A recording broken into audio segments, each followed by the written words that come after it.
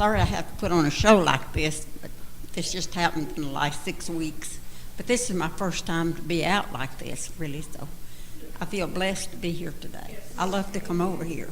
I love what I feel in this church. It's so warm, and your spirit reaches out. You can feel a spirit in a church. There's a good spirit in this church. I'm just glad to be here. And I'm glad to see Donna again. I call her Donna, Sister Flowers. I tell you a story about her. Her uncle and aunt lived right next door to me when she was a little girl. And she used to come over to visit them. She had real pretty auburn-colored hair and rosy cheeks. She was a pretty little girl. Had a brother and sister. I knew her daddy and her mother. And her two aunts are twins, and they sung a special all the time with her dad. They sung trio. And we didn't have air conditioner back then. That's been a long time ago. I wouldn't embarrass her by trying to say when. But anyway, we had to raise our windows, so they specialized in practicing. And Don had a piano, so that's where they practiced. And I can still hear it when I should feel lonely and I should feel gloom.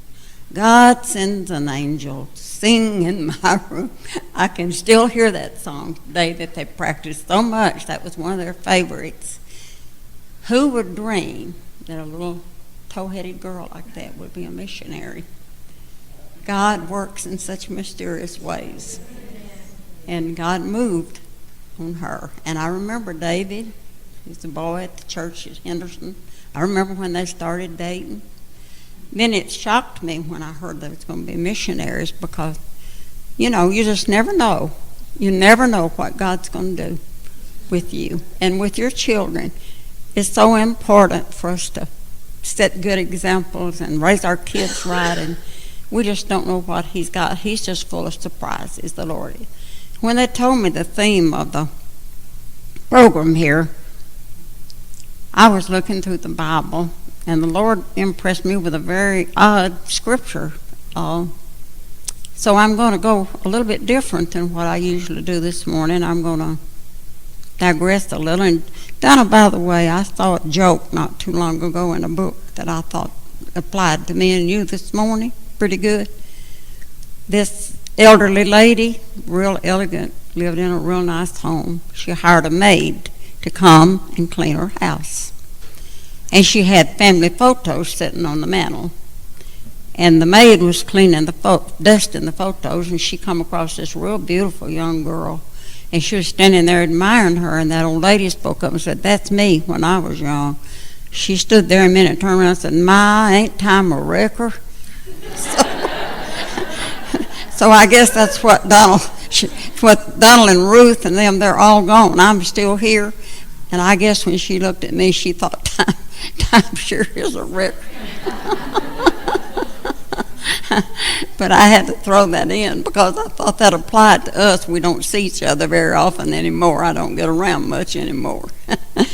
But I was reading the Bible, and I read John 16:24, where Jesus was talking to his disciples. He said, "Hitherto have you asked nothing in my name. Ask, and you will receive, that your joy may be full." And I thought, full. It didn't say that you may be joyful or that you may be full of joy. You already had joy. He said that your joy may be full. So I just got to thinking, and the Lord led me to kind of share a little thing that I had in my mind with you. Let's just go back and say that this young girl was married to a young husband, and in the Bible, Jesus talks about him being the groom and the church being the bride. So they'd been married for a while, and she decided that she was going to do something extra special for him because her heart was so full of love. And so she gets out some steaks, and she grills them, and she puts the potatoes, scrubs them, and gets them ready to bake. Makes the salad from scratch. You can just hear the lettuce crunch when she breaks it up. She wants everything just to be perfect. Cuts up all of the ingredients to go in it. Gets everything all ready and times it just right so that everything will be ready when he walks in the back door. He usually comes in the kitchen door. So she has everything fixed up, and she puts a cloth on the table and a little bouquet, wraps the potatoes in foil and lays them on the counter where he can see them. When he comes in, and oh yes, she fixes these strawberry cakes. You buy the little cakes at Walmart, got the little sunken in place, and you fill it full of strawberries and put a good dop of whipped cream or Cool Whip on top with a pretty berry on top. She fixed that for dessert. He walks in the back door, and the first thing he does is smells the steak. And he stops and gives a great big sniff. He looks at the table, and he looks at her, and she looks at him. Now, she has been joyful all day. She's been full of anticipation. She just couldn't wait. He comes and gives her a great big bear hug, and her joy is full because she's given of herself, and she's done, and she's worked. So her joy is full now. Now let's go forward quite a few years. The same girl standing in the kitchen, the sink's full of dirty dishes. She's tired because the toddler was awake sick all night and she was up with him. The husband is disappointed in his job because he's got a new boss. Things is not going well at all. They've got a young son, 11 years old. The teacher called yesterday and said he's got problems, that he's going to have to start talking to the counselor. The washing machine don't want to work, and the hamper's full of clothes. And she stands there with tears in her eyes. And she feels so lost and so helpless, and the phone rings, and it's her mother. Dad's got Alzheimer's, and she wants her to come over and help, and she can't because the baby's sick. She wants to pray, but she don't know how. She's just up against a hard place, and she don't know where to turn or what to do. She goes to church regular. They pay their tithes. Everything seems to be going well at church, but to her it don't feel like it. It seems like things is wrong. There's something that's just not right. Something's out of place. So she don't really know exactly what she's supposed to do. Jesus said that you could get all bogged down with the cares of life and other things. And I'm talking not just about her, but about us.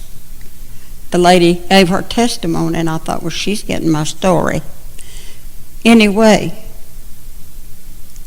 there comes a time in our lives, all of us, because we're not of the world, but we're in the world. And Jesus said you will have tribulations. Tribulation is pressure. And it's the enemy's job to put all the pressure on us that he can. Because if he can get us to crack under pressure and just throw in the towel and say there's no use to pray. But you know what? Jesus told the disciples what to do. And I thought about this a long time ago. There was a preacher by the name of G.T. Hayward. And this preacher come up against a hard place. He didn't know what to do. He didn't know which way to turn. So he goes and finds a place and gets down on his knees and he prays. And God gives him a song. And he wrote that song, and it's still true today. It's still good today. He says, I see a crimson stream of blood. It flows from Calvary. Its waves which reach the throne of God are sweeping over me. That blood, it still works. And he said to the disciples, and he tells us, ask in my name. And he said, and you will receive, that your joy may be full.